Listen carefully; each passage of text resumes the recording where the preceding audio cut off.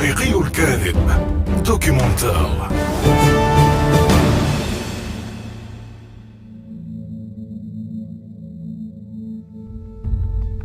مرحبا بكم في حلقة جديدة من برامجنا الوثائقية على إذاعة الديوان. اليوم سنتناول خبرا رائعا حدث يوم الاثنين 18 سبتمبر 2017 في مدينة صفاقس التونسية، وبالتحديد في منطقة حي البحر.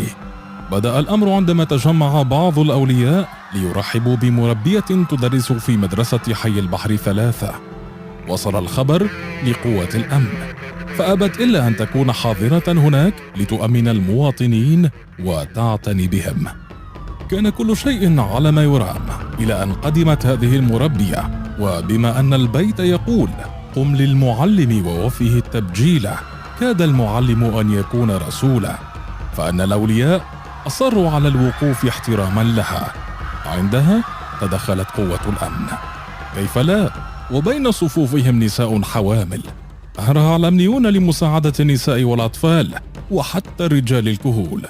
أجل، التقطت عدسات الكاميرا نساء تبكي من الفرحة ورجالا تعبوا من الوقوف، ففتحت لهم قوة الأمن أبواب سيارة الشرطة ليجلسوا ويرتاحوا قليلا، وقامت بتشغيل السيارات ومكيفات الهواء لهم.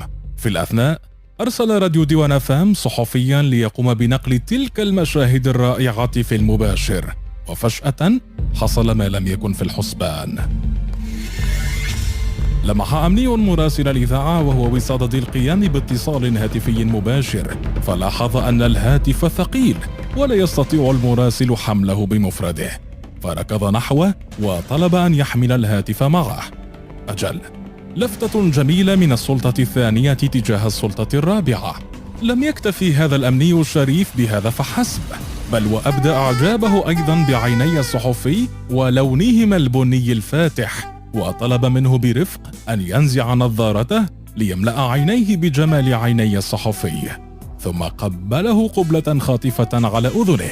الصحفي استغرب من هذه التصرفات الرائعة من الأمن وشكره على صنعه. الأمني طبعا لم يفعل هذا ليتم شكره، كان يقوم بواجبه فحسب، ولكن عندما شكره الصحفي قرر أن يفرح به أكثر، فاستضافه في المركز. وهناك ذكروا الله كثيرا وذكروه بأمه وأبيه وجده وقبيلته كلها. أخلاق حميدة وتصرفات نبيلة تجاه الصحفي. عند تبادل أطراف الحديث لاحظ الأمني أن الصحفي يتألم ويده تؤلمه بسبب حمله للهاتف، فقرر أن يقوم بتمسيده. انتشر خبر الأمني والصحفي، ووصل الأمر إلى رئيس تحرير ديوان FM الذي حمل معه باقة أزهار وذهب إلى مركز الشرطة ليشكر رجل الأمن على صنيعه، فقبله الأمني قبلة على جبينه وعلى كتفه. ثم وصل الأمر إلى نقابة الصحفيين التونسيين التي اعتبرت أن يوم الاثنين هو يوم تاريخي يدعو إلى الفخر، كما عبرت عن سعادتها الفائقة وتفاؤلها الشديد بهذه البادرة الطيبة من السلطة الثانية تجاه السلطة الرابعة. انتشر الخبر كالنار في الهشيم، وتناقلت جميع وسائل الإعلام ما حصل. فعلا بلد رائع قدم نموذجا للعالم بأسره في كل المجالات، حتى معاملات الأمنيين تجاه الصحفيين. نلتقي معكم غدا إن شاء الله في وثائقي جديد. إلى اللقاء.